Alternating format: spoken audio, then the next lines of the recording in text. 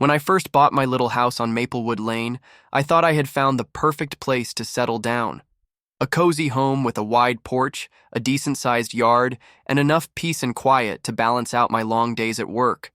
But more than anything, I bought it because of Max, my golden retriever. He loved space, and I wanted him to have a home where he could roam, chase squirrels, and lay under the shade of the oak tree. Max wasn't just a dog to me, he was family. At first, everything felt idyllic. The neighborhood looked like it, belonged on the front page of a real estate brochure. Freshly cut grass, kids riding bikes, neighbors waving politely as they watered their plants. It seemed perfect. But perfection in suburbs like this often comes at a price, and that price had 3 dreaded letters. HOA. The Homeowners Association. I didn't think much of it in the beginning. A few flyers about neighborhood meetings, rules about lawn maintenance, reminders about garbage bins, annoying but not too concerning. That was until Max barked. And to Karen, the HOA president, that was the crime of the century. Max barked at joggers, at delivery trucks, at squirrels hopping along the fence. It wasn't constant, just little bursts whenever he was excited or alert. To me, that was normal. To Karen, it was disruptive. The first letter I got made me laugh.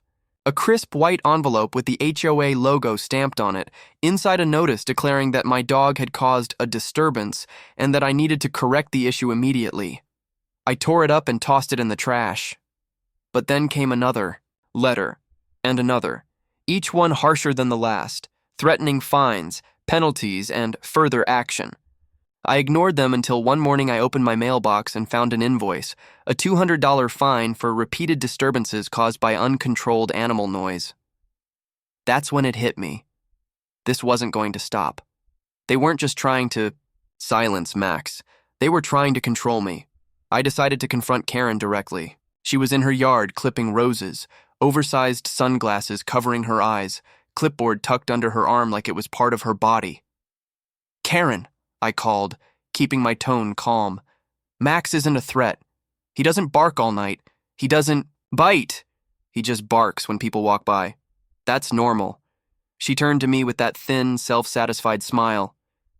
"If you can't control your animal," she said, "then maybe this neighborhood isn't right for you."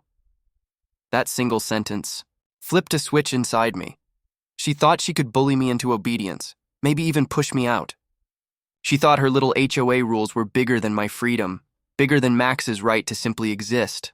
But what she didn't know was that I wasn't just some pushover homeowner. I had resources, and I wasn't about to let her win.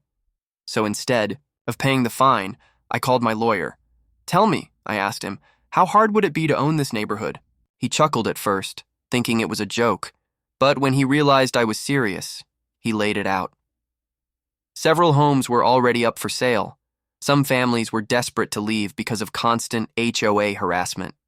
If I played it smart, I could quietly buy them up one by one. And that's exactly what I did. The first few homes were easy. A young couple moving out of state, an older woman downsizing to live closer to her kids, another family tired of arguing with Karen about the color of their shutters. I made fair offers, they accepted, and little by little, Maplewood Lane began to belong to me. Karen didn't notice at first. She thought she was tightening the screws on me with her fines and letters, while in reality, I was building a silent empire beneath her nose. Every home I bought gave me more leverage, more control, more power within the HOA itself. Months passed, and by the time Karen realized what was happening, it was too late. I owned enough property to control the board, so I called for a community meeting. The neighborhood hall was packed that evening. Families sat in folding chairs, murmuring nervously, while Karen sat at the front, her arms crossed tightly, a smug look plastered on her face. She thought she was about to publicly humiliate me. Instead, she was about to watch her little kingdom crumble. I stood at the front of the room, Max sitting calmly at my feet. "Thank you all for coming," I began. "Many of you know me. Many of you know Max. Over the past months, I've been fined, threatened, and harassed over something as simple as a dog barking. But this isn't just about me. It's about all of us. How many of you have been fined for the color of your paint? For having too many cars in your driveway? For your grass being too long? Hands went up across the room. Murmurs of agreement filled the air. Karen shot to her feet, finger jabbing toward me. This man is a repeat violator. He thinks he's above the rules. I smiled and raised my hand to silence her. Actually, Karen, I don't think I'm above the rules. I've just decided to change them. Because as of last month, I now own the majority of properties in this neighborhood, which means I control this HOA. And as of today, the board is dissolved.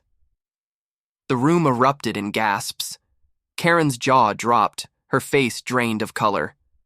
You can't do that, she stammered. But I already had. That night marked the end of the HOA's reign of terror, but for me, it was just the beginning. With the HOA dissolved, I had the power to reshape the neighborhood however I wanted, and I knew exactly what I wanted to do. I wanted to turn Karen's little empire of control into something that stood for freedom. I wanted to build a community where people could live without fear of fines, where families could breathe, and where dogs, especially Max, could be celebrated, not punished. So I announced my plan. From this day forward, I told the neighborhood, Maplewood Lane is no longer just a subdivision. It's going to be the county's first residential dog park. At first, people laughed, but then I laid out the vision. Walking trails. Winding through the streets, fenced play areas for dogs, open fields where families could gather, dog-friendly events every month. Instead of nitpicking rules, we'd have freedom. Instead of fines, we'd have fun. Max barked once as if in approval, and the room broke into cheers. Families who had suffered under Karen's constant policing suddenly looked alive again. Kids clapped, parents smiled, and neighbors who had once hidden behind closed blinds were now buzzing with excitement. Karen, of course, lost her mind. She screamed about legality, about calling lawyers, about filing complaints. That very night, she called the police. When they showed up at my door, I welcomed them in, poured them coffee, and showed them the legal documents proving everything was above board. They laughed, petted Max, and left shaking their heads. Karen's power was gone. Her clipboard was worthless. Her reign was over. Over the next few months, the transformation was nothing short of magical. Yards that had once been lifeless and uniform now flourished with color and laughter. Neighbors came together to build trails, set up fences, and decorate play areas. Families walked their dogs freely, kids played on new swing sets, and the sound of barking filled the air. Not as a nuisance, but as the soundtrack of a community finally set free. Max became the neighborhood mascot. Everyone loved him, kids. Ran to him when they got off the school bus. Families threw him tennis balls, and other dog owners brought their pets to play with him. Where once he had been branded a disturbance, now he was the heart of something beautiful. As for Karen, she tried to fight back for a while. She filed complaints, wrote angry letters, even tried to rally a few neighbors to her side. But no one listened. Eventually, she packed up her pristine white SUV, loaded her clipboard into the passenger seat, and drove away without saying goodbye. Not a single person waved. What she left behind was a neighborhood that had never been happier. On weekends, we held dog parades and barbecues. On weekdays, neighbors stopped to chat instead of rushing inside to avoid each other. And every evening, I sat on my porch with Max at my side, sipping coffee while the sun dipped low, the air filled with the sound of dogs barking, children laughing, and neighbors living free. It was perfect. Better than I had ever imagined when I first moved here. And it all started with one golden retriever who refused to stop barking. Every time Max barked now, I smiled. Because his voice had given us freedom. And no HOA, no Karen, no clipboard in the world could ever take that away. This story is fictional and made for entertainment only. Names, characters, and events are not real. Any similarity to actual people, places, or events is purely coincidental.